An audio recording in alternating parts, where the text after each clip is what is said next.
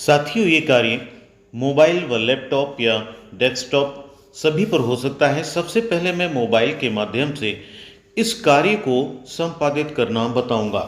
उसके बाद डेस्कटॉप पर भी डिटेल में बताऊंगा। तो साथियों, बने रहना है वीडियो के एंड तक कंप्लीट जानकारी के लिए। तो आइए सबसे पहले चलते हैं मोबाइल की स्क्रीन पर। मोबाइल की स्क्रीन पर आकर हम तलाश करते हैं क्रोम ब्राउज़र को। क्रोम ब्राउज़र को ओपन करते हैं और इसके सर्च बार में लिखते हैं prerna.up.in। जैसे ही हम सर्च करते हैं तो कुछ इस तरह का इंटरफेस मिलता है। इस इंटरफेस के सबसे ऊपर राइट साइड में 3 पॉइंट्स पर जब हम क्लिक करते हैं तो इस तरह का इंटरफेस हमको मिलता है। इसके नीचे देखिएगा डेस्कटॉप साइट, इसके सामने एक स्क्वायर बना हुआ है। इस स्क्वायर को क्लिक करते हैं। इस स्क्वायर को क्लिक करने के बाद इंटरफेस इस तरह का हो जाता है और ये डेस्कटॉप मोड पर आ जाता है। इससे हमें आसानी ये हो जाती है कि ये डेस्कटॉप के तरह काम करता है। यहाँ पर देखिए सबसे ऊपर लेफ्ट साइड में ये अध्यापक लॉगिन यहाँ पर है। इंग्लिश में अगर आपका वर्जन होगा तो यहाँ पर लिखा होगा टीचर लॉगिन। इसको हम क्लिक करते हैं। इसको क्लिक करने के बाद यहाँ पर देखिएगा टीचर साइन अप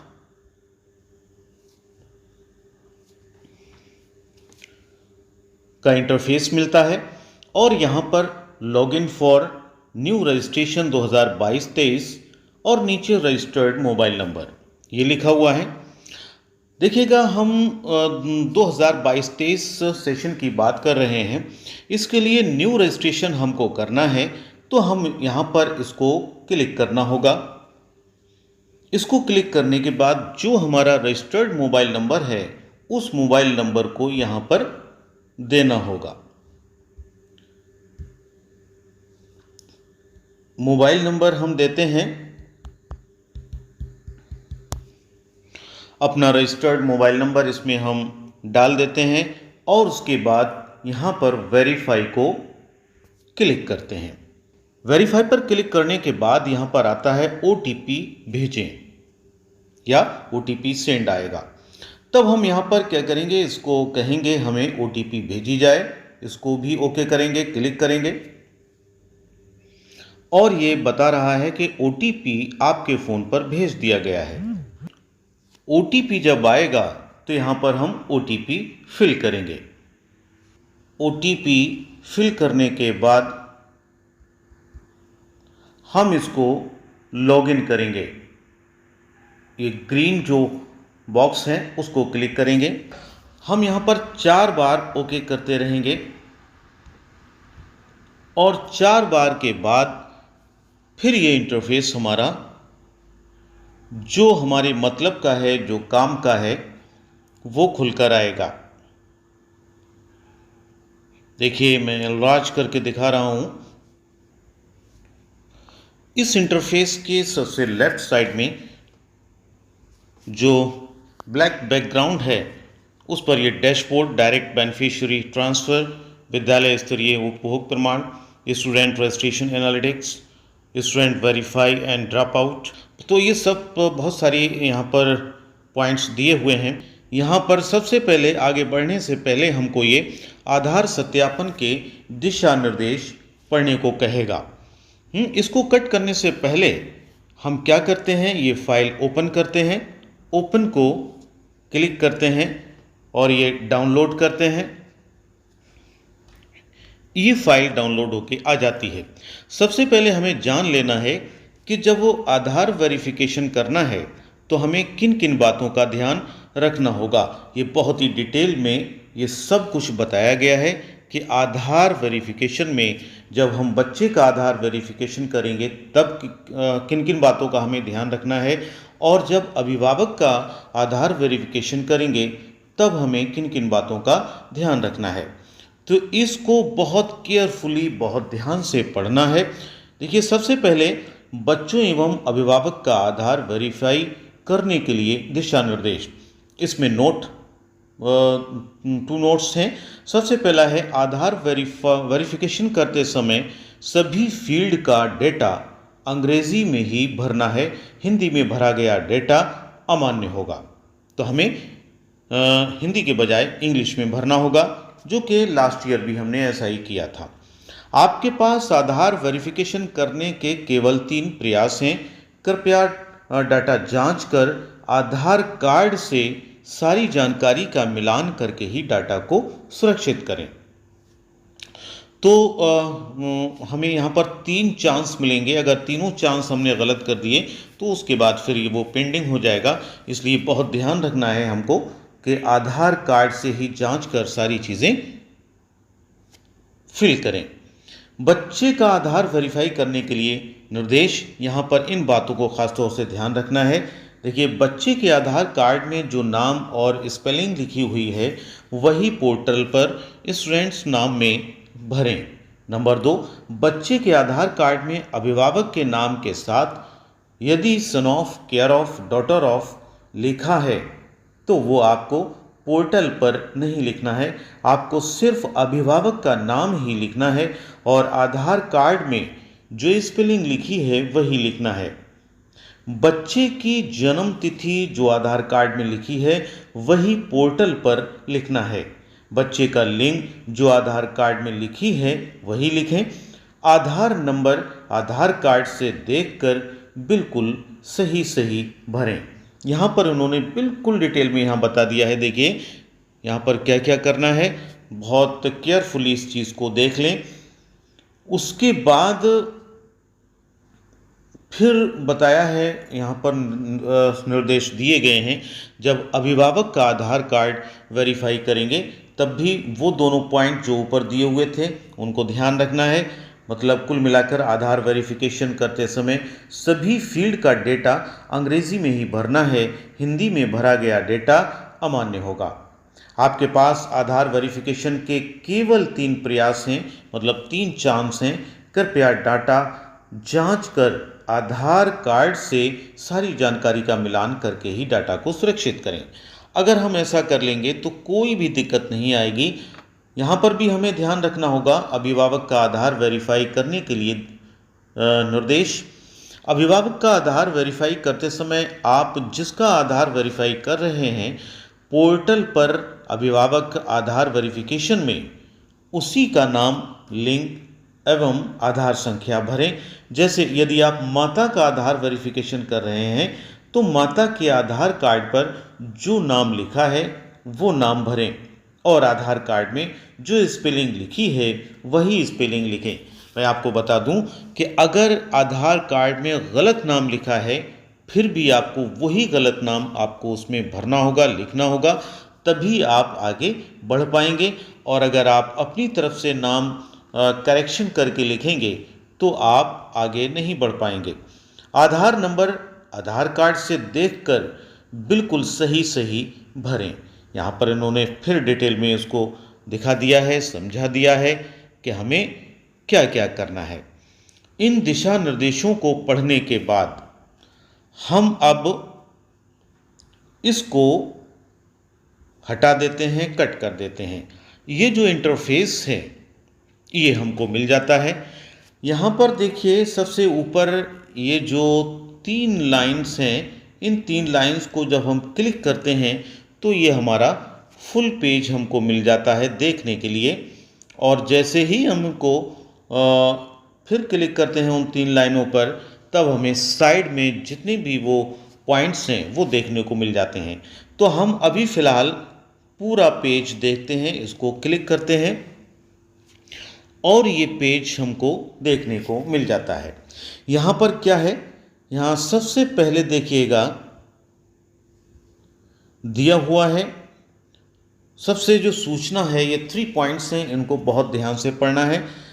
पहला पॉइंट है सत्र 2021-22 के छात्र छात्रा प्रमोट तथा पास आउट कर दिए गए हैं। नंबर 2, यदि कोई छात्र छात्रा पिछले सत्र में पास आउट हो गया है तथा इस सत्र में किसी अन्य विद्यालय में पंजीकरण लेना चाहता है तो उन छात्र छात्रा का नवीन पंजीकरण नहीं करना है, उनको आपको वर्तमान विद्यालय में स्थानांतरण करना होगा, जिसके लिए स्टूडेंट ट्रांसफ़र पर क्लिक करना है। 3, सभी अध्यापक सत्र 2022-23 के छात्र छात्रा को वेरीफाई कर लें। यदि कोई छात्र छात्रा विद्यालय में नहीं है तो उन्हें डिलीट कर दें। बहुत ही सिंपल है। यहाँ देखिएगा ये list of student details verify by teacher, ये जो लिस्ट है स्टूडेंट्स की, नीचे जो दिया हुआ है सारा स्टेटस दिया हुआ है, उसको हमें क्या करना है, सबसे पहले स्टूडेंट्स को वेरीफाई करना है। और जब वो स्टूडेंट्स को वेरीफाई कर लेंगे तभी हम आगे अपनी कार्यवाही बढ़ा पाएंगे। यहाँ पर 3 बॉक्स मिलेंगे आपको। टोटल स्टूडेंट्स आपके स्कूल में कितने हैं? मेरे स्कूल में 390 बच्चे हैं, तो यहाँ पर total students 390। Number of verified students यहाँ पर 0 है। मैंने अभी किसी बच्चे को वेरीफाई नहीं किया है, इसलिए अभी 0 दिखा रहा है। जब मैं वेरीफाई कर दूंगा सारे बच्चों को तो यहाँ पर भी 390 आ जाएगा और रिमेनिंग स्टूडेंट्स में 0 आ जाएगा। इसके नीचे देखिएगा, यहाँ पर 2 बॉक्स और दिए हुए हैं ग्रीन कलर में। एक है स्टूडेंट रजिस्ट्रेशन और दूसरा है स्टूडेंट ट्रांसफ़र। सबसे पहले हम बात करते हैं स्टूडेंट ट्रांसफ़र की। इस स्टूडेंट ट्रांसफ़र को जब हम क्लिक करते हैं तो ये फॉर्म ओपन होकर आपको मिल जाता है। इसको फुल पेज पर देखते हैं। यहाँ पर क्लिक करके इसको हमें फिल करना होगा। अगर कोई बच्चा आपके ज़िले से किसी अन्य ज़िले में या किसी अन्य विद्यालय में ट्रांसफ़र चाहता है तो आपको ये फॉर्म भरना होगा। सारी डिटेल भरने के बाद जब आप इसको नीचे यहाँ जो लिखा हुआ है छात्र छात्रा का स्थानांतरण करें, इसको जब हम क्लिक करेंगे तब वो बच्चा दूसरे स्कूल में दूसरी जगह ट्रांसफ़र हो जाएगा। जब वो ट्रांसफ़र हो जाएगा तब हम आगे फिर अपनी कार्यवाही करेंगे। उसके बाद देखिए स्टूडेंट रजिस्ट्रेशन। जो बच्चे आपके नवीन नामांकित हैं, न्यू एनरोल्ड बच्चे हैं, उनको आप क्या करना है, रजिस्ट्रेशन करना है। जब रजिस्ट्रेशन करेंगे तब हम यहाँ पर क्लिक करेंगे और यहाँ पर ये कह रहा है कि सर्वप्रथम विद्यालय के समस्त छात्र छात्राओं का वेरिफिकेशन करें, उसके उपरांत ही नवीन पंजीकरण कर सकते हैं। तो मैंने यहाँ पर किसी बच्चे को वेरीफाई नहीं किया है, इसलिए मैं आगे अभी नहीं बढ़ पा रहा हूँ। जैसे ही मैं सारे बच्चों को वेरीफाई कर दूंगा तब यहाँ पर ये लिखा हुआ नहीं आएगा, तब यहाँ पर एक पूरा फॉर्म रजिस्ट्रेशन का आ जाएगा और वो रजिस्ट्रेशन का पूरा फॉर्म हमको भरना होगा। इंडिविजुअली हर बच्चे के लिए वो फॉर्म हमें भरना होगा। अब साथियों ये बात हमें क्लियर है, जब तक हम इन बच्चों का, जो सारे बच्चे हमें यहाँ पर जो लिस्ट दी हुई है, इनको वेरीफाई जब तक नहीं कर देते तब तक अपने जो नए बच्चे हैं उनका रजिस्ट्रेशन हम नहीं कर सकते। तो इनको वेरीफाई करने के लिए यहाँ देखिएगा सबसे लास्ट में ये 3 कॉलम्स दिए हुए हैं। पहला कॉलम है एडिट का, दूसरा वेरीफाई का और तीसरा मार्क एज ड्रॉप आउट का।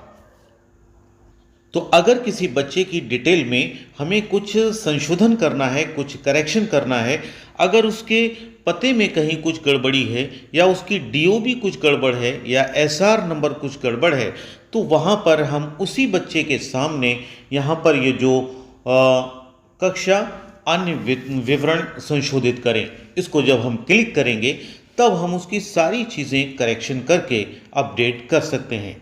तो कुल मिलाकर यहाँ पर हम एडिट कर सकते हैं हर बच्चे की डिटेल। अगर मान लिया एडिट हमें नहीं करना है, उसके बाद उस बच्चे को हमें अपने विद्यालय में रोकना है। वो विद्यालय में अगले क्लास में जाने वाला है और हमारे विद्यालय में रुकने वाला है, हमारे विद्यालय में पढ़ने वाला है, तब हम उसको वेरीफाई करेंगे। तब उस बच्चे के सामने ये जो छात्र छात्रा वेरीफाई करें ये लिखा आ रहा है, तो इसको जब हम क्लिक करेंगे बच्चा वेरीफाई हो जाएगा और उसका वेरिफिकेशन के बाद हम सारे बच्चों को इसी तरीके से क्लिक करते हुए वेरीफाई करते चले जाएंगे। अगर मान लिया कोई बच्चा ऐसा है जो बच्चा हमारे स्कूल में अब नहीं आ रहा है, किसी अन्य स्कूल में एडमिशन उसने ले लिया है, जा रहा है, तो हम उसको डिलीट कर सकते हैं।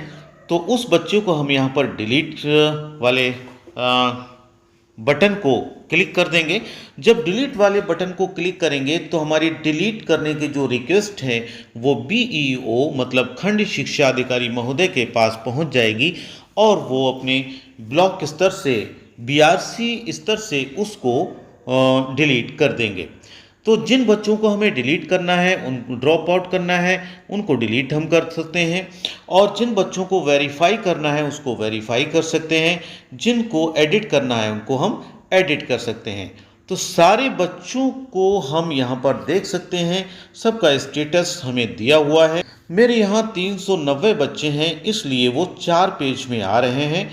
तो यहाँ पर मैं इन सारे बच्चों को जब वेरीफाई कर दूंगा, सारे बच्चों को वेरीफाई करने के बाद क्या होगा, फिर मैं यहाँ पर ऊपर आता हूँ और ये देखता हूँ यहाँ टोटल स्टूडेंट्स यहाँ 390 हैं, 390 हैं, और उसके बाद नंबर ऑफ वेरीफाइड स्टूडेंट्स मतलब कितने बच्चों को वेरीफाई किया गया, यहाँ पर वो संख्या आ जाएगी। तो 390 हैं टोटल, 390 को अगर मैं वेरीफाई करूँगा तो 390 यहाँ पर नंबर ऑफ वेरीफाइड स्टूडेंट्स आ जाएंगे जीरो की जगह, और यहाँ पर रिमेनिंग स्टूडेंट्स जो 390 यहाँ पर भी शो कर रहा है, यहाँ पर जीरो आ जाएगा। यहाँ पर 390 शो इसलिए कर रहा है क्योंकि मैंने अभी किसी भी बच्चे को वेरीफाई नहीं किया है। अब जब सारे बच्चों को हम वेरीफाई कर देंगे, अब नंबर आएगा जो नवीन नामांकित बच्चे हैं उनको रजिस्टर्ड करने का। हम क्या करेंगे, स्टूडेंट रजिस्ट्रेशन पर क्लिक करेंगे और ये जो आ रहा है सर्वप्रथम विद्यालय के समस्त छात्र छात्राओं का वेरिफिकेशन करें, तब ये लिखा हुआ नहीं आएगा। तब यहाँ पर एक फॉर्म आपको खुलकर मिल जाएगा और उस फॉर्म की सारी डिटेल हम फिल करेंगे, भरेंगे, उसके बाद सबमिट करेंगे। जब हम सबमिट कर देंगे तो वह बच्चा हमारा 2022-23 सत्र के लिए हमारे यहाँ एनरोल्ड हो जाएगा, रजिस्टर्ड हो जाएगा। इसी तरह सारे बच्चों को हम 1 बाय 1 रजिस्टर्ड कर देंगे। हर बच्चे का रजिस्ट्रेशन फॉर्म फिल कर देंगे, सबमिट कर देंगे और हर बच्चे को अपने इस सत्र में 2022-23 में रजिस्टर्ड कर देंगे। रजिस्ट्रेशन की प्रक्रिया वही है जो हमने लास्ट ईयर की थी। पिछली साल भी हमने इसी तरीके से हर बच्चे को रजिस्टर्ड किया था। उसका एक फॉर्म आया था, उस फॉर्म की सारी डिटेल हमने भरी थी और उसको सबमिट कर दिया था। एक बात और मैं बता दूं कि अगर हमें किसी बच्चे को वेरीफाई करना है, जब हम वेरीफाई पर क्लिक करते हैं तो ये लिखा हुआ आता है, क्या छात्र छात्रा की जानकारी सही है? यदि हाँ तो ओके बटन पर क्लिक करें, अन्यथा कैंसिल पर क्लिक करें। तो अगर आपका बच्चा बिल्कुल सही है, उसका सब कुछ बिल्कुल सारी जानकारी सही भरी हुई है, तब तो आप यहाँ पर ओके कर देंगे, और जब ओके कर देंगे तो वह बच्चा वेरीफाई हो जाएगा। फिर हम अगले बच्चे पर क्लिक करेंगे। इसी तरीके से हम सारे बच्चों को वेरीफाई कर देंगे। अब जब मैं डैशबोर्ड के सबसे नीचे new registration for 2022-23 and student and guardian Aadhaar verification status analytics में जब क्लिक करता हूं तो ये देखिए यहाँ पर ये डिटेल आती है। यहाँ पर अपने अपने सारे स्कूल्स की डिटेल आती है। जैसे कि मेरे यहाँ पर ये डिटेल आई है, मामूरगंज कंपोजिट 390 प्रमोटेड, और यहाँ से टोटल एडमिशन अभी यहाँ पर ज़ीरो दिखाए हैं टिल डेट 6 तक। ये स्टूडेंट आधार स्टेटस भी यहाँ पर शो है, अभी ये सब 00 है। सारी डिटेल यहाँ पर देखने को। साथियों, हम जैसे ही डैशबोर्ड पर क्लिक करते हैं तब यहाँ पर सबसे नीचे देखिए student verified of Aadhaar authentication ये आता है। इस पर जब हम क्लिक करते हैं